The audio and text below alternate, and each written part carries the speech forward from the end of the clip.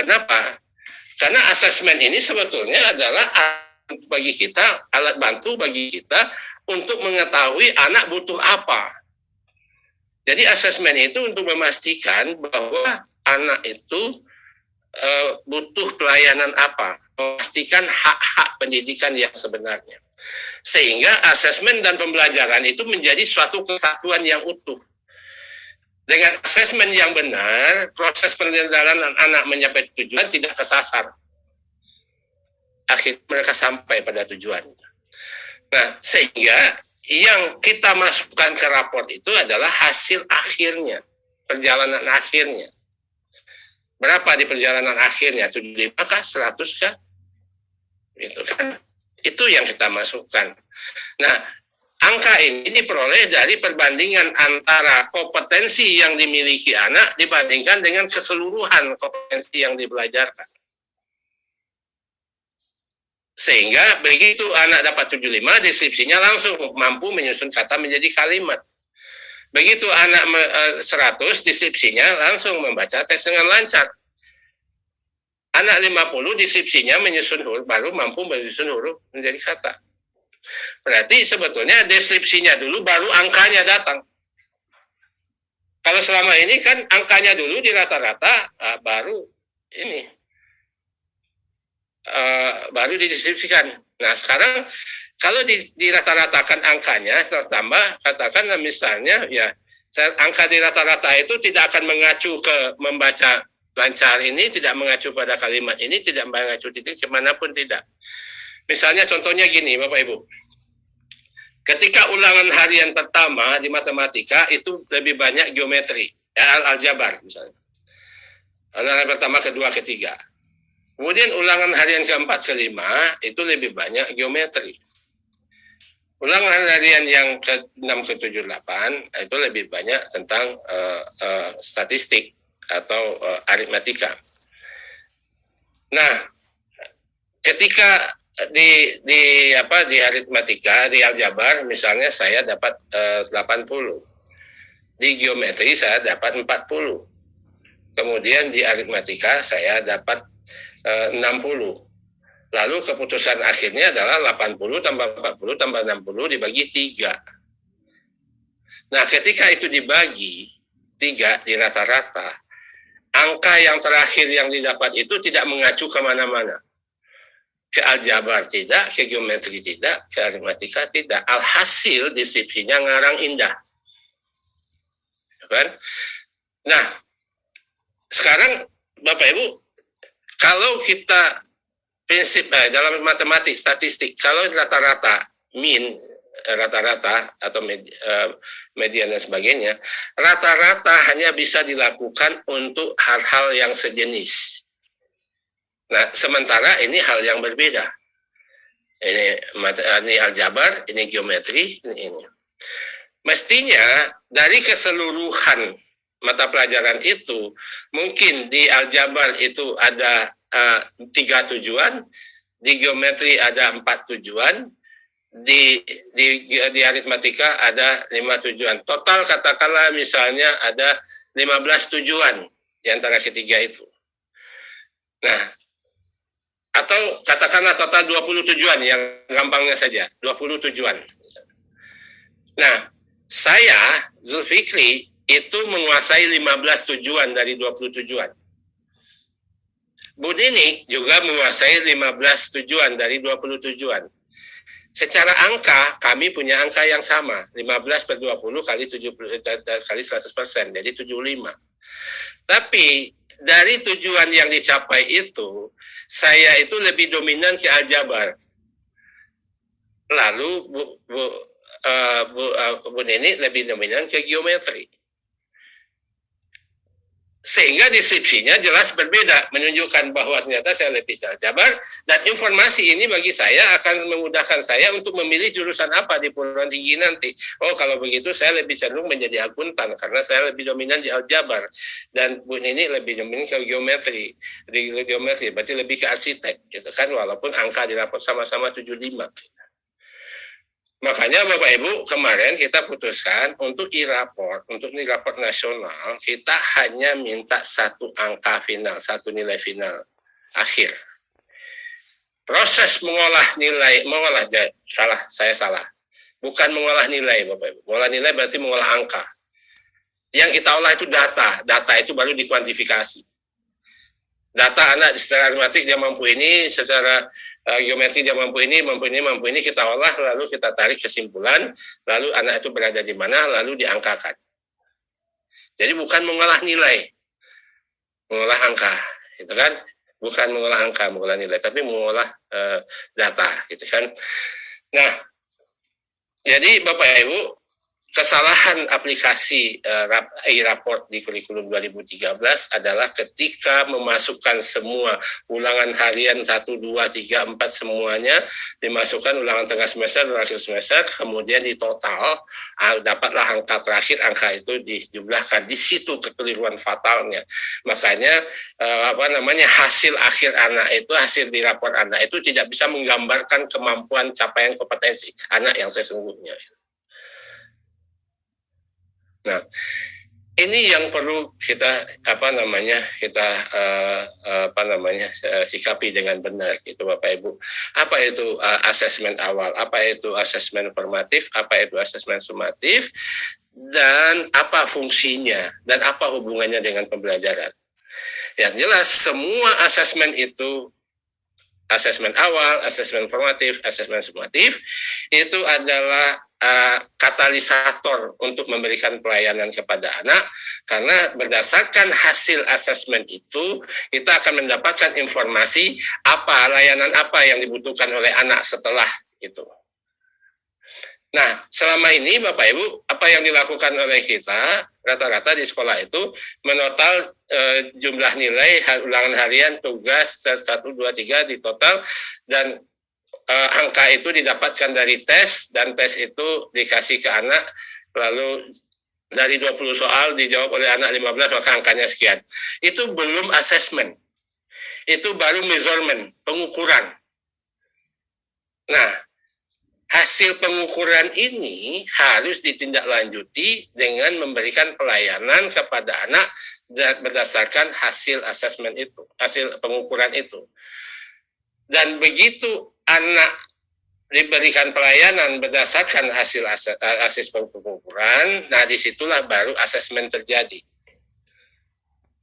Jadi asesmen itu sebetulnya adalah proses pengumpulan data, lalu kita analisis, kita tarik kesimpulan, lalu kita ambil keputusan apa yang dibutuhkan oleh anak setelah ini, itu baru asesmen.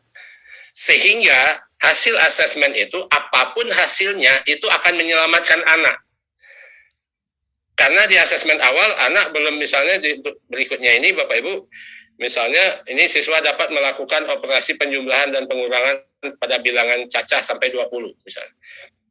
Nah, ketika anak mendapat 50, itu artinya dia baru dapat operasi penjumlahan bilangan cacah sampai 20 untuk menyelesaikan persoalan dalam sehari-hari.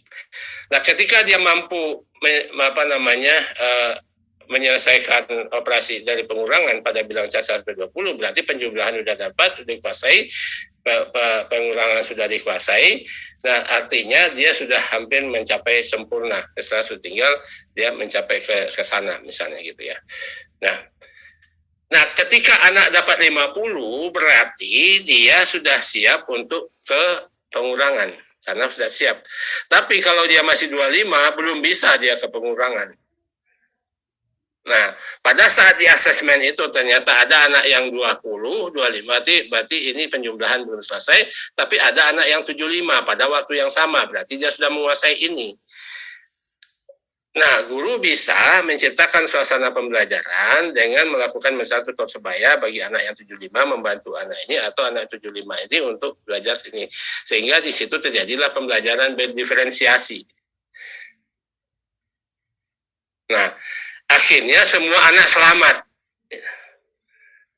Nah, tujuan kita itu semua anak selamat. Nah, dengan catatan tidak harus semua anak itu mendapatkan 100 kecuali untuk hal-hal yang utama. Misalnya gini, kalau untuk urutan bilangan, berapapun urutan bilangannya tidak boleh salah, tidak boleh keliru. Berarti di situ ketuntasannya 100%. Tidak boleh salah, keliru. Itu iya. Gitu. Tapi untuk operasi-operasi misalnya yang membutuhkan kemampuan khusus, tidak semua anak harus mendapatkan 100. Karena anak itu berbeda-beda potensi. Nah, contoh lain seperti ini Bapak Ibu. Misalnya di tempat prakarya gitu ya. Nah, kita lihat anak akan dapat 10 kalau dia ini baru ini, dapat 20 kalau ini, dapat 30 kalau ini, dapat 40 kalau ini dan seterusnya. Nah, sekarang Bapak Ibu, misalnya ketika anak itu di dalam kelas yang sama bisa jadi ada anak yang sudah 70 karena sudah bisa menghasilkan ini adanya masih 10. Untuk itu jangan disamakan pembelajarannya. Kalau disamakan, kalau cocok untuk anak yang 10, maka anak yang 70 akan mengacaukan di kelas itu. Kalau cocok bagi anak yang 70, maka anak yang 10 stres. Nah, disitulah keterkaitan antara asesmen awal, asesmen formatif dengan pembelajaran terdiferensiasi, gitu kan? Nah, contoh lain misalnya seperti ini Bapak Ibu. Contoh lain ya. Ketika kita melatih anak untuk mampu menyampaikan pendapat yang argumentatif. Itu di bahasa ini katakanlah tujuan yang kita capai. Kata Bu Nini tadi tujuan yang akan kita capai. Kemampuan menyampaikan pendapat yang argumentatif ini itu masing-masing anak itu berbeda-beda. Ada yang fasih menyampaikan secara lisan. Ya, dia tipe orator, gitu kan. Tetapi begitu dia disuruh menuliskan, Bapak Ibu, dia tidak bisa menuliskan pendapat yang argumentatif itu tidak jelas. Tulisannya kemana-mana gitu ya. Tidak fokus tulisannya. Nah, tapi dia fasih menyampaikan secara lisan. Sementara ada anak tipe yang penulis, jadi pengarang, dia mungkin wartawan, dia menuliskan pendapat yang argumentatif begitu apiknya, begitu jelasnya, dan argumennya sangat jelas. Tapi begitu dia disuruh menyampaikan secara lisan, dia nggak bisa, nggak pede dia. Alhasil yang dia tulis itu dia tidak bisa sampaikan. Nah, tujuan utama kita harus berpegang pada tujuan utama. Tujuan utama adalah kemampuan anak menyampaikan pendapat argumentatif. Itu kuncinya. Bahwa si A lebih bagus dia menyampaikan secara lisan, kemudian si B lebih bagus menyampaikan secara tertulis, itu adalah fitrah yang diberikan Tuhan kepadanya. Kenapa? Karena kecenderungannya ada orang yang tipe orator, menjadi penceramah. Disuruh menulis karya ilmiah nggak bisa dia, tapi disuruh pidato dia bagus. Itu kan. Nah, sementara sebaliknya si B disuruh berpidato dia nggak bisa, ya nggak, pokoknya nervous saja dia. Tapi disuruh menulis karya ilmiah dia sangat bagus. Nah, jika dalam melakukan asesmen kita hanya menggunakan salah satu alat saja, katakanlah kita hanya menggunakan satu alatnya hanya secara lisan, maka anak yang tipe orator diuntungkan. Kemudian anak yang tipe yang penulis dirugikan. Atau sebaliknya, kalau ujiannya itu secara tertulis, maka anak yang orator itu dirugikan. Anak yang ini diuntungkan. Padahal dia dua-duanya sama-sama mampu menyampaikan pendapat secara argumentatif. Nah, itu yang kita cek itu kemampuan berargumentatifnya. Nah, variasinya ada yang secara lisan, ada yang berarti kita harus memakai alat dua-duanya. Dua-duanya berarti nanti kedua-dua anak ini sebetulnya tujuannya tercapai, hanya caranya yang berbeda. Kalau begitu, anak ini sama-sama mendapat angka 100, deskripsinya berbeda. Si A menyampaikan pendapat secara lisan dengan baik, si B menyampaikan pendapat secara tertulis dengan baik. Sudah selesai, tidak ada satu pun anak yang dirugikan. Nah, Lalu ada anak memang mungkin ada kecenderungannya secara pidatonya bagus, dia juga sanggup menulis dengan baik. Artinya sama-sama kemampuannya. Dia tulis juga bagus, secara penyampaian lisannya dia juga bagus. Nah, berarti tiga anak ini sama-sama menilai dapat angka 100. Bedanya si A mampu menyelesaikan secara tulis, si B mampu menyampaikan secara lisan, si C mampu menyampaikan dengan baik kedua-duanya, deskripsinya yang membedakan. Gitu kan? Nah, tiga anak itu tidak ada yang dizalimi. Nah, kalau seandainya salah satu kita gunakan dengan satu alat saja, maka satu diuntungkan, satu dizalimi. Kan? Padahal tujuan kita dalam dunia pendidikan itu adalah membuat anak mengalami perubahan dari tidak tahu menjadi tahu, dari tidak bisa menjadi bisa, dari tidak baik menjadi baik. Perjalanan orang untuk dari tidak tahu menjadi tahu, dari tidak bisa menjadi bisa, dari tidak baik jadi baik, itu beragam-ragam caranya. Nah, beragam-ragam cara itulah yang harus dilakukan oleh dunia pendidikan. Untuk itu, Bapak Ibu, saya sarankan kepada teman-teman Bapak Ibu pengawas untuk melakukan tugas fungsinya dalam melakukan supervisi. Saat ini kita tidak lagi zamannya untuk memeriksa administrasi guru. Lebih baik kita langsung masuk ke kelas, kemudian kita lihat seperti apa guru itu, bagaimana guru cara melakukan asesmen awalnya, dan bagaimana guru menindaklanjuti hasil asesmen awal. Kemudian di tengah-tengah proses itu bagaimana beda. Kalau begitu, anak ini sama-sama mendapat angka 100. Nah, Bapak Ibu, saya ilustrasikan ini. Ya. Hanya salah satu kita gunakan dengan satu alat saja, maka satu diuntungkan, satu dizalimi. Kan? Padahal tujuan kita dalam dunia pendidikan itu adalah membuat anak mengalami perubahan dari tidak tahu menjadi tahu, dari tidak bisa menjadi bisa, dari tidak baik menjadi baik. Perjalanan orang untuk dari tidak tahu menjadi tahu, dari tidak bisa menjadi bisa, dari